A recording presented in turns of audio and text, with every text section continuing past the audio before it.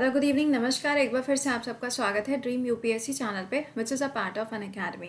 सो आज सुबह 8:30 बजे क्लास नहीं हो पाया था ड्यू टू सम रीजंस। मेरा एक्चुअली दूसरा क्लास एक शेड्यूल था एंड मिस्टेक हो गई मेरे से, वो मैंने दूसरा क्लास शेड्यूल कर दिया था, मैंने ध्यान नहीं दिया था, तो इसलिए आज सुबह क्लास नहीं हुआ था आपका। बट कल सुबह 8:30 बजे आपका क्लास रहेगा जैसे कि हमेशा होता है, ठीक है।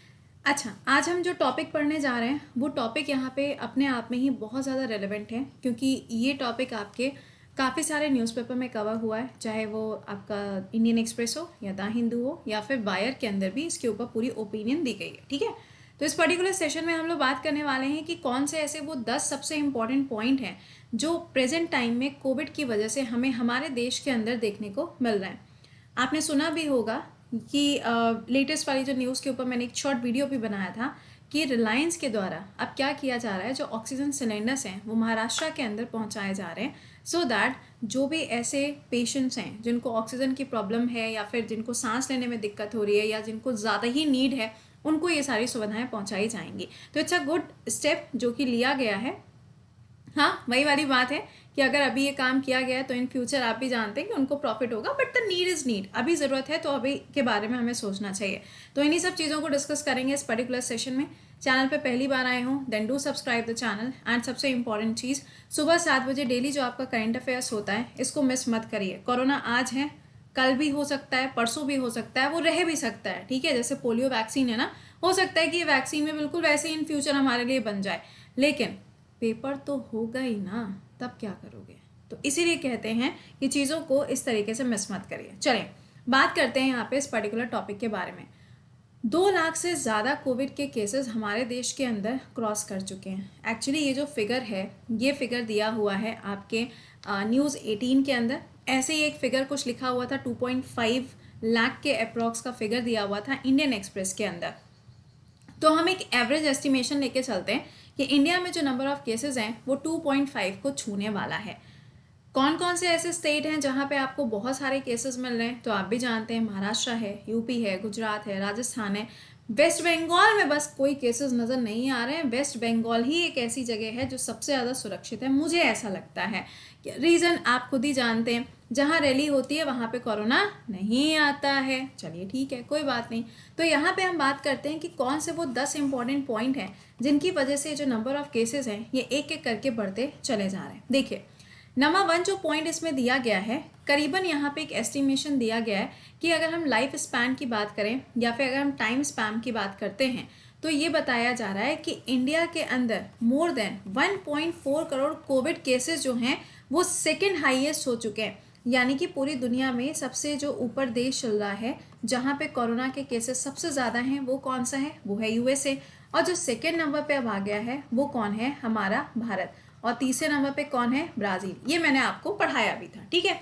तो पहला रीज़न तो यही बोला जा रहा है कि हमारे यहाँ जो नंबर ऑफ केसेस अभी बढ़े हैं अचानक से, वो कितने इंक्रीज हो गए? 173, 123।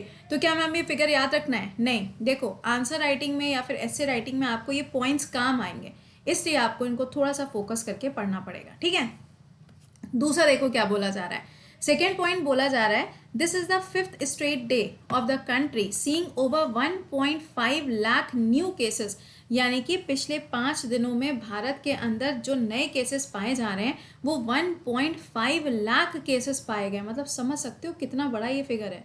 लाख लिखा हुआ है और मेरी मैथ्स अच्छी है, मुझे मालूम है, तो आप भी समझ गए होंगे इस बात को कि लाख का मतलब क्या हो गए, कितने केसेस हो गए होंगे, ठीक है।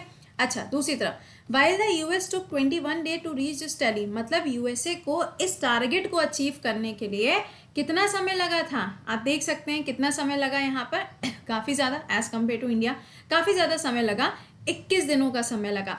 तो सोचो हमारे देश के अंदर 5 दिनों में इतने केसेस मिल रहे हैं और यूएसए के अंदर 21 दिनों में इतने केसेस मिल रहे हैं, तो एक तरीके से अगर देखा जाए तो आने वाले टाइम में शायद कहीं ऐसा ना हो जाए कि हम यूएसए को भी पीछे छोड़ दें। खैर, भगवान ना करे ऐसा हो। अगला देखिएगा जो यहाँ पे नेक्स्ट पॉइंट दिया गया है। देखो, 1-2 के बाद में थर्ड पॉइंट जो था वो इतना रिलेवेंट नहीं था, ठीक है। तो सीधे फोर्थ पॉइंट पे आते हैं। अगला पॉइंट यहाँ पे बताया गया था, सिंपली यहाँ पे ये समझ लीजिएगा, in terms of the total case load, यानी कि अगर नंबर ऑफ केसेस की हम बात करें तो सबसे ज़्यादा जो केसेस मिल रहे हैं वो महाराष्ट्र के अंदर हैं। अब देखिए, महाराष्ट्र में 1 मई तक लॉकडाउन तो इम्पोज किया गया है, लेकिन कुछ सुविधाओं के साथ में। फॉर एग्जाम्पल, जैसे कि दिल्ली में देखिए, दिल्ली में आपको मालूम है कि नंबर ऑफ़ केसेस बहुत तेज़ी से बढ़ रहे हैं, और दिल्ली तो एक ऐसी जगह है जहाँ पे सांसें रुक सकती हैं लेकिन लोगों के कदम नहीं रुकते हैं। तो दिल्ली के अंदर अगर आप देखेंगे तो काफ़ी ज़्यादा यहाँ पे केसेस हो रहे थे। तो अभी केजरीवाल जी ने क्या किया है, वीकेंड कर्फ्यू लगाना शुरू कर दिया, ठीक है।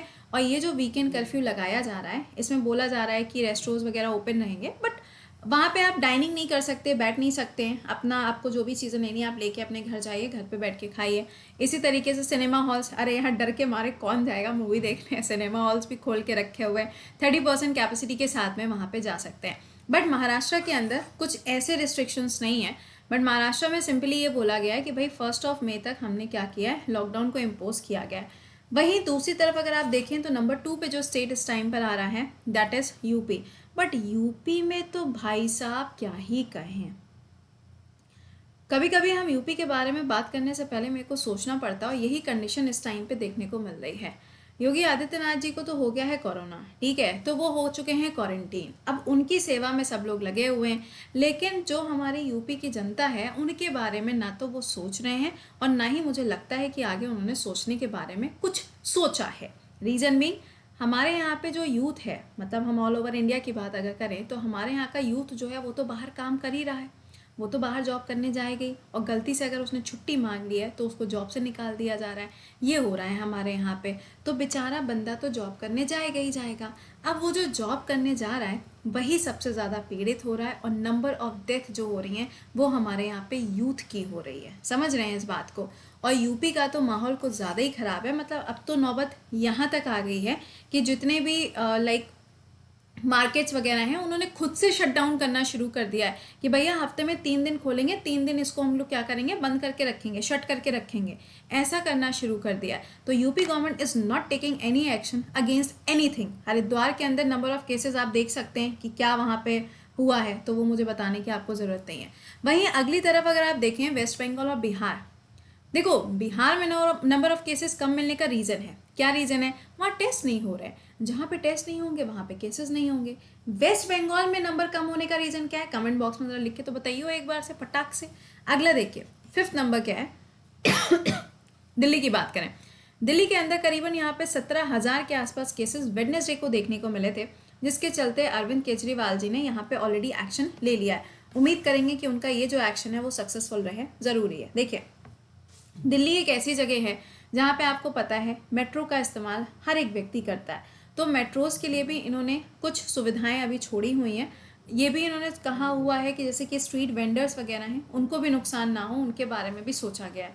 यार ये क्यों नहीं सोच रहे हैं, ओहो, लिटरली बता रहे हैं यार, बड़ा गुस्सा सा आ रहा है इनके ऊपर कि why you are not taking any step. यार आपके क्वारंटीन हो जाने से आपके राज्य के अंदर के लोग थोड़ी ना क्वारंटीन हो गए। खैर 6 पॉइंट पे आते हैं। देखिए कर्नाटका के अंदर जो रिपोर्ट आ रही है उसके हिसाब से ये पता चल रहा है कि हाईएस्ट सिंगल डे स्पाइक देखने को आपको मिला है पूरे साल भर में। वो कितना है, 11,000 नए केसेस 24 घंटे में देखने को मिले कर्नाटका के अंदर। कर्नाटका के अंदर अगर आप देखें तो वहाँ पे बोला तो गया था कि अगर नीड होगी तो डेफिनेटली वहाँ पे कर्फ्यू को इम्पोज किया जाएगा, बट अभी कर्नाटका में एज सच कोई कर्फ्यू नहीं लगाया गया।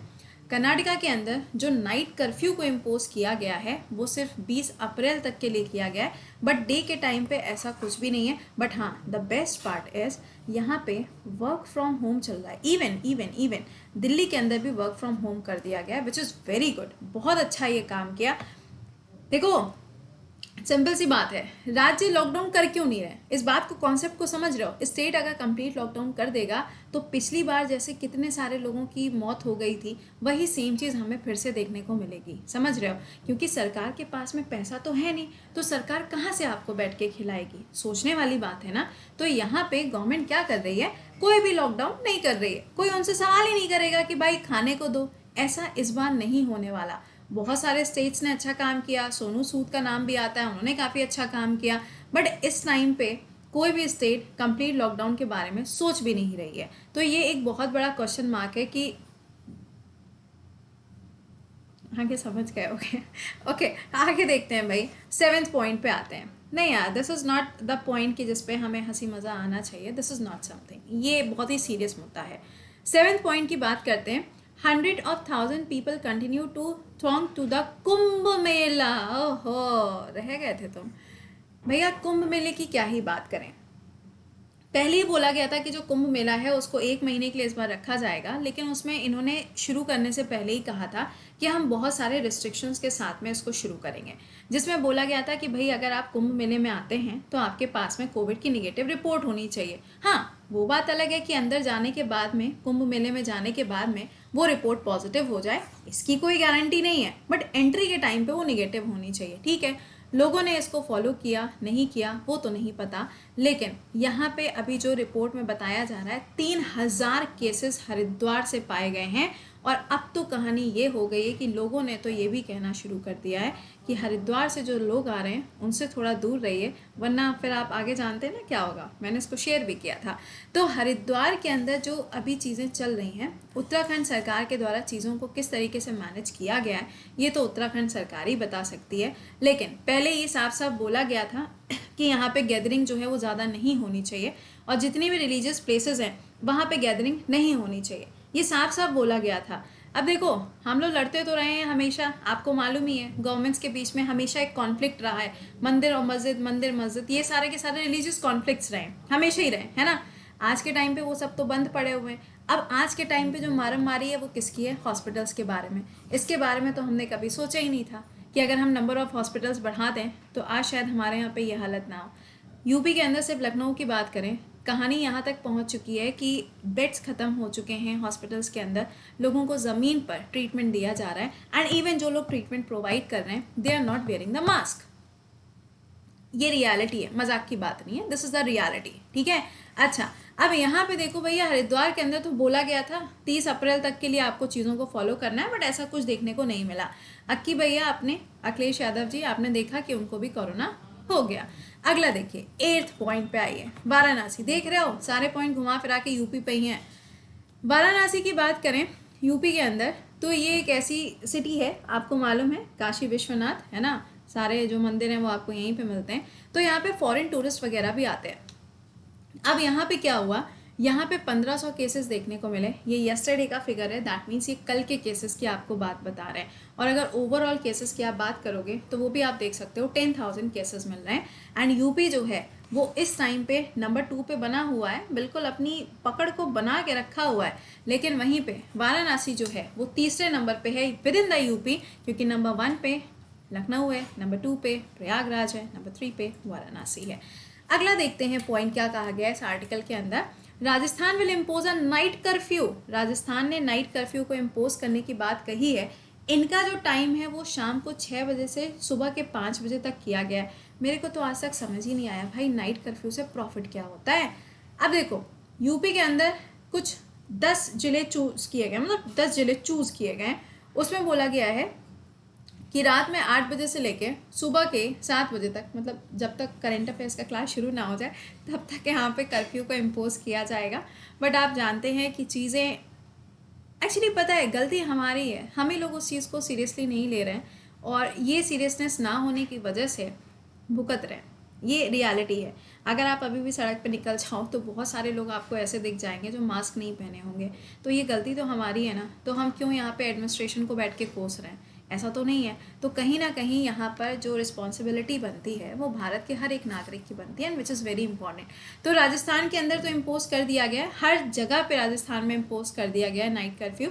यूपी में सिर्फ 10 जिलों में ही किया गया है, बाकी जगह पे नहीं है। अगला 10th पॉइंट इसमें कहा गया है, India home to the world's biggest vaccine manufacturer. अच्छा, इंडिया जो है पूरे वर्ल्ड में सबसे ज़्यादा मैन्युफैक्चर कर रही है किस चीज़ को? वैक्सीन को। आपको ये चीज़ पता ही है, चाहे सीरम इंस्टीट्यूट हो या पे कोई भी इंस्टीट्यूट क्यों ना हो।